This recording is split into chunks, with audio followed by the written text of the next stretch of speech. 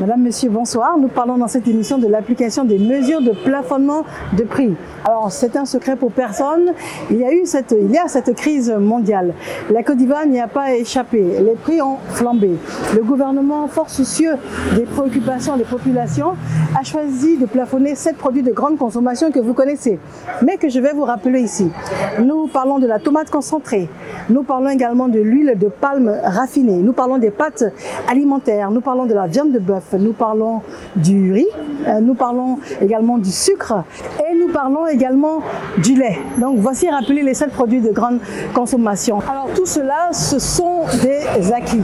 Mais ce qui nous intéresse particulièrement pour cette émission aujourd'hui, c'est de savoir quels sont les moyens dont dispose l'État pour pouvoir faire appliquer ces différentes mesures. Nous avons choisi de mener l'enquête à Abidjan et puis à l'intérieur du pays. Vous êtes confortablement installés, vous faites bien. Bienvenue à votre émission Le Consommateur.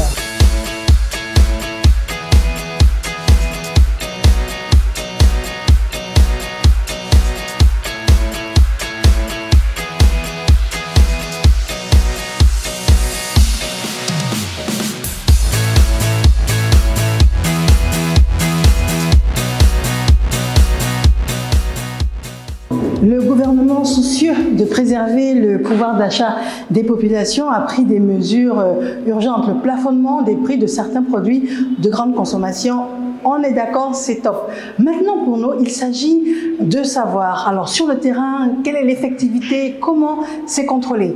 Et pour ce faire, nous avons choisi d'aller à la rencontre de M. Aimé Achou. Il est directeur de la concurrence, de la consommation et de la lutte contre la vie chère au ministère du Commerce et de l'Industrie.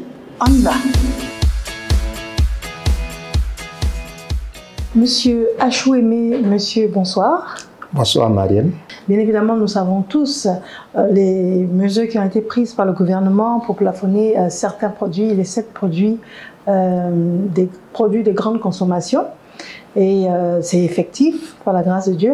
Maintenant, notre souci, c'est vraiment de venir vers vous et de savoir comment est-ce que vous vérifiez que ce soit appliqué sur le terrain, comment est-ce que vous arrivez également à contrôler. Et puis, on se dit qu'il y a forcément une période de répression également. Donc, c'est la raison de notre présence ici aujourd'hui. Mais déjà, si vous pouviez commencer par nous définir un peu vos prérogatives en tant que directeur.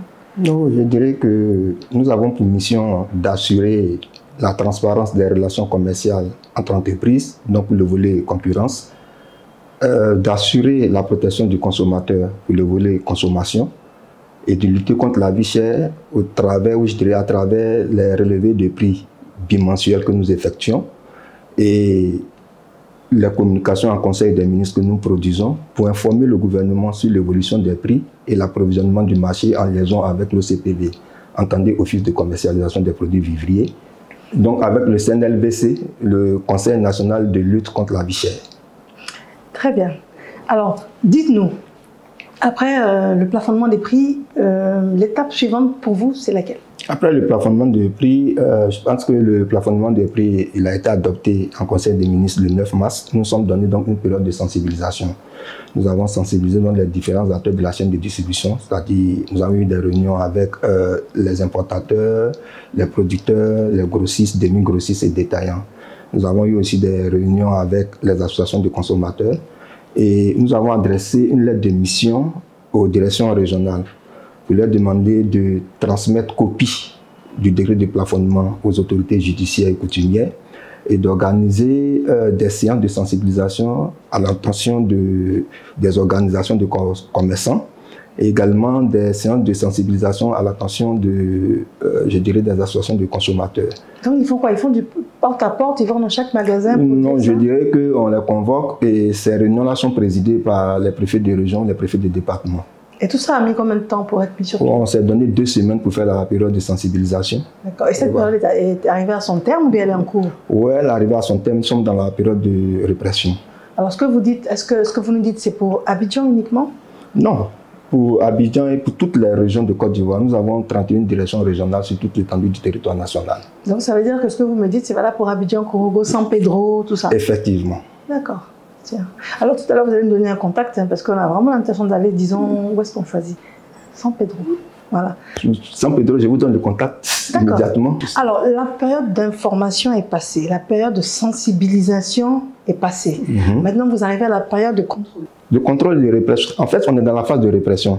Ce qu'il faut comprendre, c'est que lorsque le prix il est plafonné, l'opérateur économique n'est pas autorisé de dépasser ce prix-là. Il peut le vendre à un prix inférieur ou égal au prix plafonné.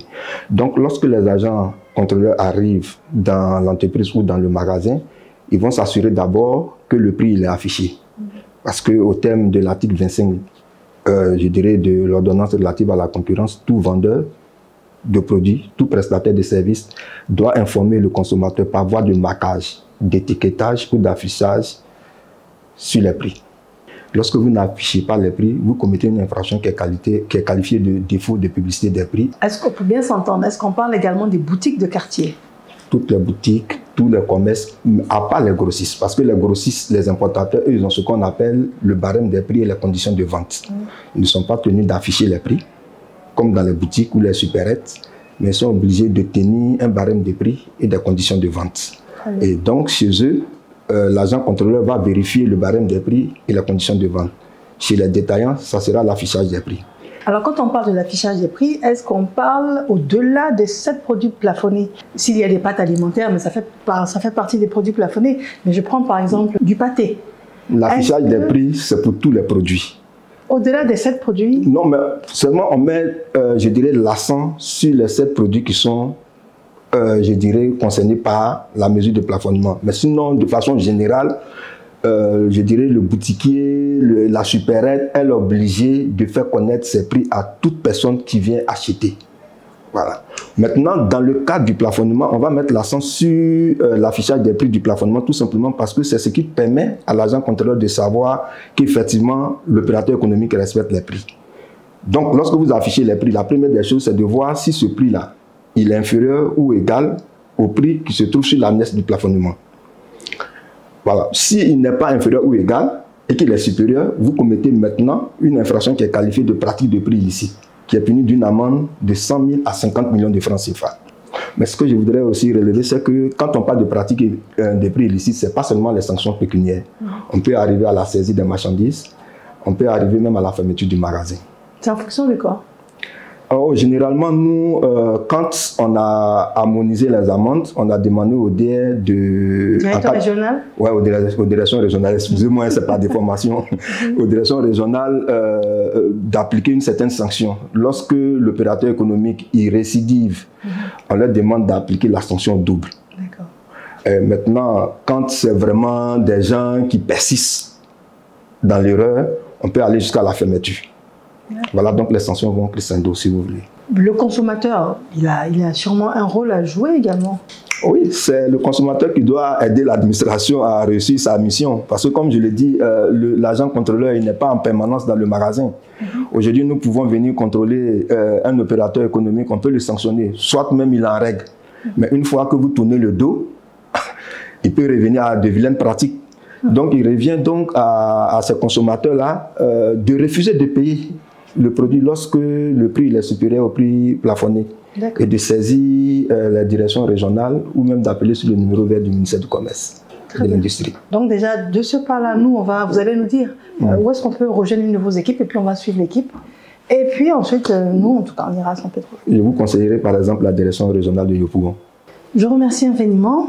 Je le rappelle, vous êtes M. Achou Aimé, vous êtes directeur de la concurrence, de la consommation et de la lutte contre la vie chère au ministère du Commerce et de l'Industrie.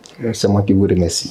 Alors nous d'ici, comme annoncé, nous allons à Yopougon sur le terrain avec les équipes pour voir comment s'effectuent les contrôles et puis quelles sont les réactions des commerçants. On va voir s'ils sont tous en règle, s'ils ne le sont pas. On y va.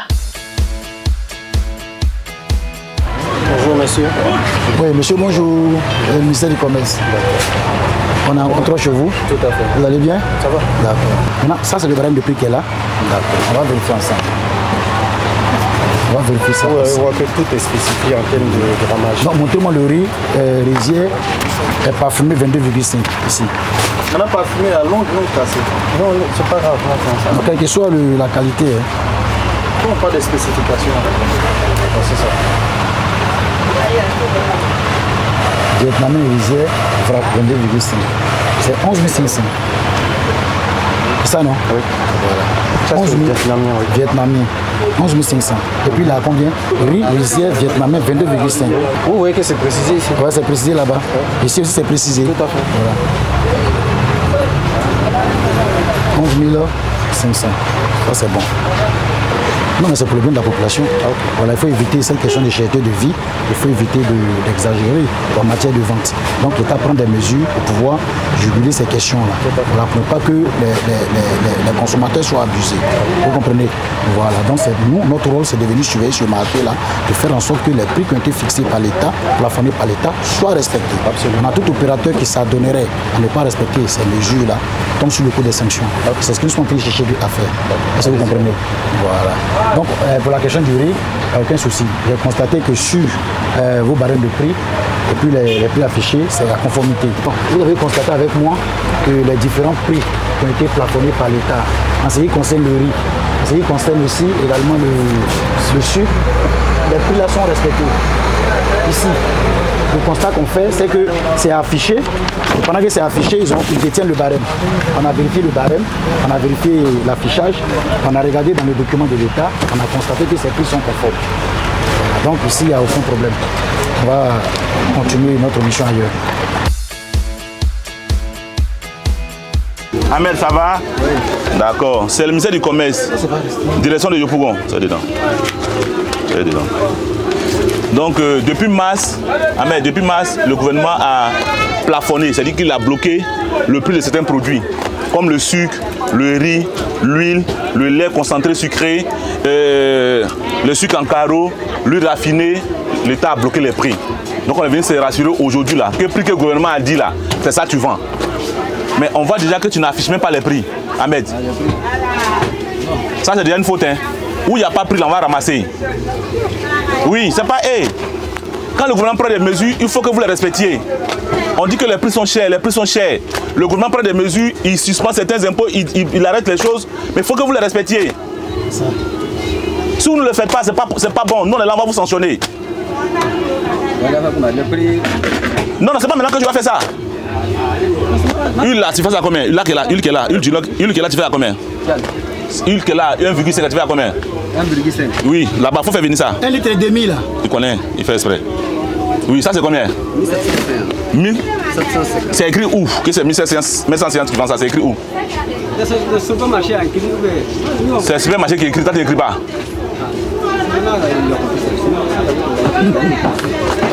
Ça là c'est combien? Combien? 6 000. C'est pas possible. 5 litres. Et sur carotte, tu fais à combien? 800. Combien? Le paquet à 800. Le paquet. Tu vends ça à 800. Tu as écrit ça où? C'est pas compliqué. C'est-à-dire que vous connaissez les prix, mais vous n'écrivez pas. Quand on vient, vous faites comme si c'est au prix là que vous vendez. Quand on donne d'eau, quand les gens viennent, vous les vendez à des prix. Et on dit non, contrôleur ne travaille pas. C'est ce que vous faites. C'est pour ça que le gouvernement demande que vous écrivez vos prix. Quand tu n'écris pas les prix, c'est une infraction. Le plus petit montant que tu vas payer là, c'est 100 000 francs, Ahmed.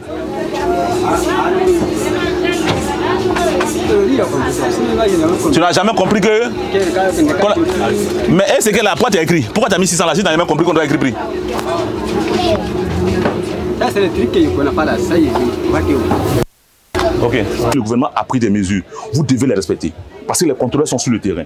Quand vous serez pris, vous serez sanctionnés. Non, je vais te donner tant, je vais te donner 5 francs, je vais te donner 10 000 francs. Mais si tu affiches tes prix, qui va te prendre de l'argent? Personne. C'est parce qu'on n'a pas... Vous comprenez? Donc il faut que vous affichez vos prix. Il faut que vous respectez les prix du gouvernement. Le gouvernement n'a pas dit que tous les autres prix là, il n'a pas plafonné. Mais il a pris des produits bien précis qu'il a plafonnés. Donc vous devez les respecter. La maille, ça part de ça là-dedans. Comme c'est comme ça, comme tu m'as dit. Je peux rien petit faire le prix. Il a fait le prix là, c'est pas un problème. Ok. Donc quand tu as fait le prix, je vais regarder aujourd'hui. On va prendre des produits. Mais demain, je vais passer pour voir si effectivement ce que tu m'as dit là c'est vrai. Pour voir si tu as affiché les prix. Pour voir si les prix du gouvernement tu as respecté. Ok? Mais aujourd'hui, on va prendre les produits que tu n'as pas affiché prix là. Je vais prendre. Tu as compris? Si tu as pris un prix qui n'est pas affiché, tu vas prendre tout. Non, il n'y a pas prendre tout. Hein? Il n'y a pas prendre tout. Je vais prendre où tu n'as pas affiché là. Ça m'a compris. Il ne faut pas afficher le prix là. Ça m'a compris. Donc, comme tu m'as dit. Donnez-moi un bocal. Fais descendre les tomates là. Fais descendre les tomates là. Et on va retirer les huiles qui ne portent pas de prix. On va les retirer conformément à l'ordonnance 2013-662 du 20 septembre 2013. Ici, là, tu peux prendre une bouteille. Si c'est 1200, si c'est 1300, si c'est 1575, tu colles ça ici et puis tu déposes ça là devant. Celui qui vient sait que c'est 1075. Quand tu prends derrière, si tu lui donnes, mais au moins c'est ça que ça, c'est 1075. Ok?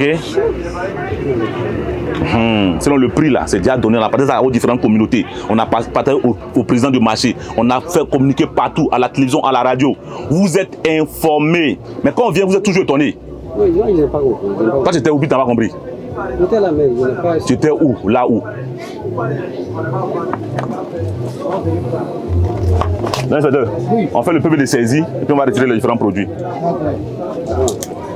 On m'a arrêté pour me dire, il n'y a pas si ça va, il y a pas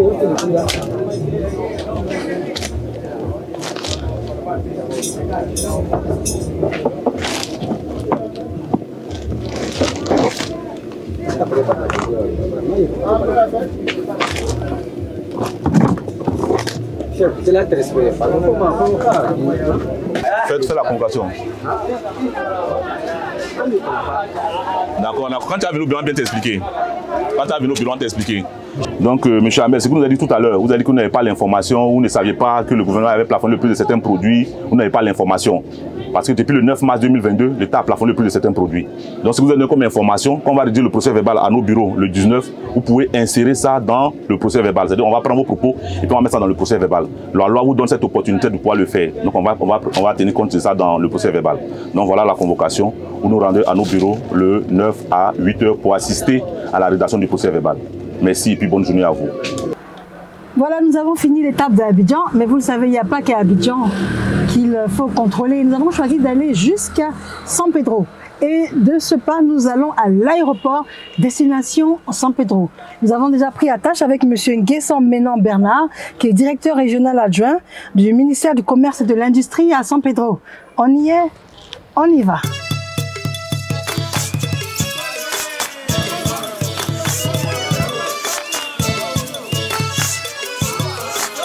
Monsieur Nguessan Ménan Bernard, vous êtes directeur régional adjoint du ministère du Commerce et de l'Industrie à San Pedro. Je représente ici le directeur régional, M. Sylvanus Kodjo. Nous avons fait le chemin depuis Abidjan, nous sommes venus jusqu'à vous pour savoir comment sur le terrain vous vous y prenez. Depuis donc le plafonnement des prix, savoir comment sur le terrain vous faites respecter ces différentes mesures. La première action que nous avions menée, c'est la sensibilisation. Nous avons déterminé le kilométrage de notre circonscription administrative et sélectionné les prix des produits plafonnés qui concernent cette région.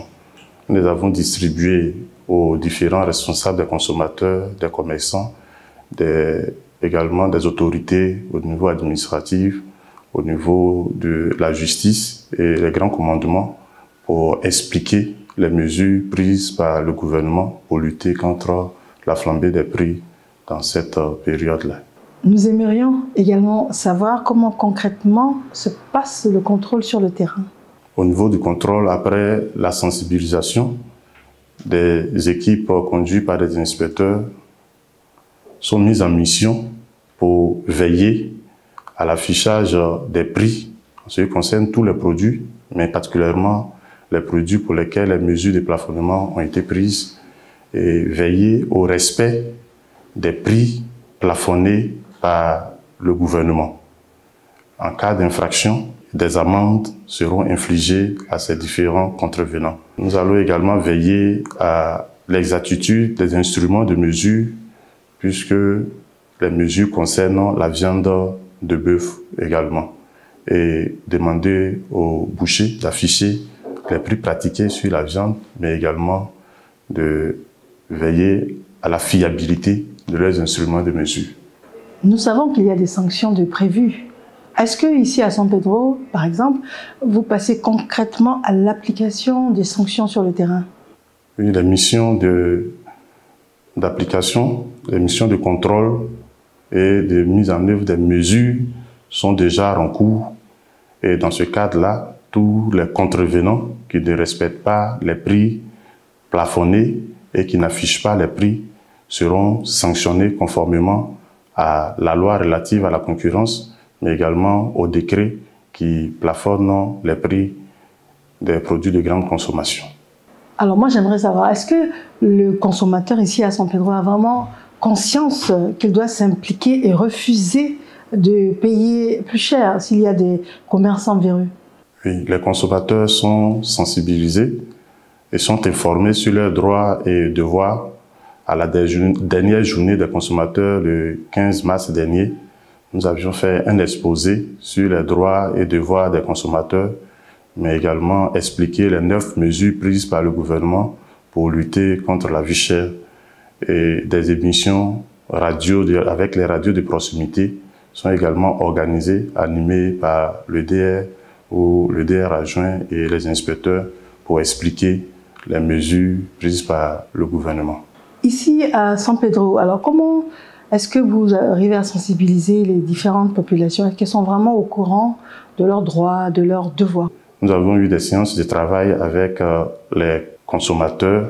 Nous avons mis à leur disposition les prix plafonnés et nous leur avons demandé d'appuyer nos équipes pour faire respecter les mesures prises par le gouvernement. Alors dites-moi, quel pourrait être le message que vous auriez à adresser aux différents commerçants ici à San Pedro et après de manière générale? Merci Mariam de l'opportunité que vous nous donnez de nous adresser aux commerçants de San Pedro.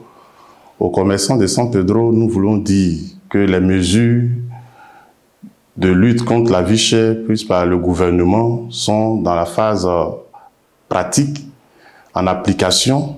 Donc tous les commerçants de San Pedro ayant reçu les prix plafonnés doivent se faire fort de les afficher, mais également de les respecter.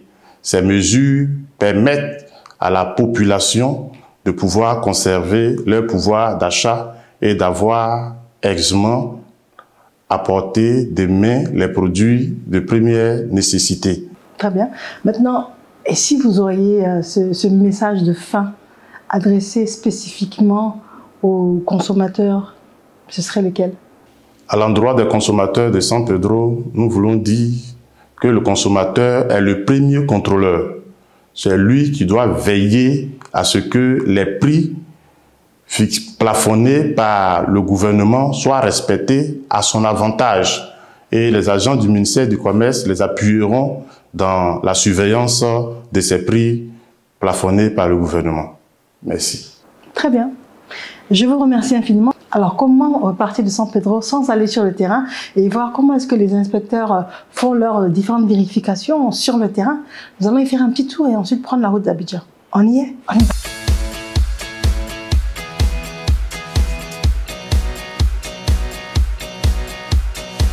Bonjour Monsieur Yasser. Bonjour, comment ça va?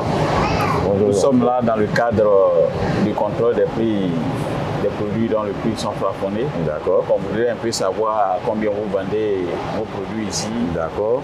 Donc comme on a plusieurs produits, on a la tomate par exemple, Alicia à 400 grammes, on a à 590 francs. On a l'huile Aya à 1150, le 0,90. On a l'huile du Nord qui est à 1750. Et puis on a les spaghettis 200 grammes à 200 francs. Le 250 grammes à 225 et le 500 grammes à 500 francs. Le sucre morceau 1 kg en carreau, il est à 825. Le sucre blanc en poudre, il est à 750. Et le sucre en poudre, il est à 700 francs. Je voudrais vous demander, est-ce que vous savez à quoi vous exposez si jamais ces prix ne sont pas respectés? Bien évidemment, il y a beaucoup de sanctions, c'est l'État de Côte d'Ivoire quand même. Mais vous savez, Sococé San Pedro a toujours aidé la population. Nous sommes en deçà même des prix plafonnés. Et ça, c'est le fort de Sococé San Pedro. Voilà, c'est un groupe qui respecte tout ce que l'État de Côte d'Ivoire lui demande. Et Dieu merci, nous n'avons pas de problème à la population.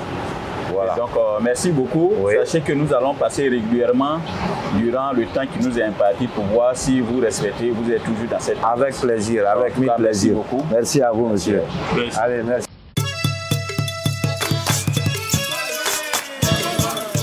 Nous sommes au terme de notre magazine. Nous avons été toute la journée sur le terrain avec les équipes de contrôle, qu'il s'agisse d'Abidjan, qu'il s'agisse de San Pedro également, nous avons constaté certaines choses. Nous avons constaté que les consignes sont extrêmement précises, extrêmement strictes, et les consignes de l'État sont respectées par les inspecteurs et les contrôleurs. Ça, c'est une chose. Nous avons constaté également que le seuil de tolérance est vraiment le seuil de tolérance zéro. Il n'y a pas de sentiment, il n'y a pas d'émotion. On a eu l'occasion de nous en rendre compte. Mais ce que nous pouvons dire au terme de cette émission, c'est que finalement, le contrôleur numéro 1, c'est vous. Le contrôleur numéro 1, c'est moi. Alors n'hésitez vraiment pas à dénoncer les commerçants véreux avec le numéro vert, un numéro gratuit donc du ministère du Commerce et de l'Industrie qui est le 1343, histoire de dénoncer les commerçants véreux. On va tous y arriver ensemble. Madame, monsieur, je vous dis bonsoir, mais surtout merci d'avoir été là. Au revoir.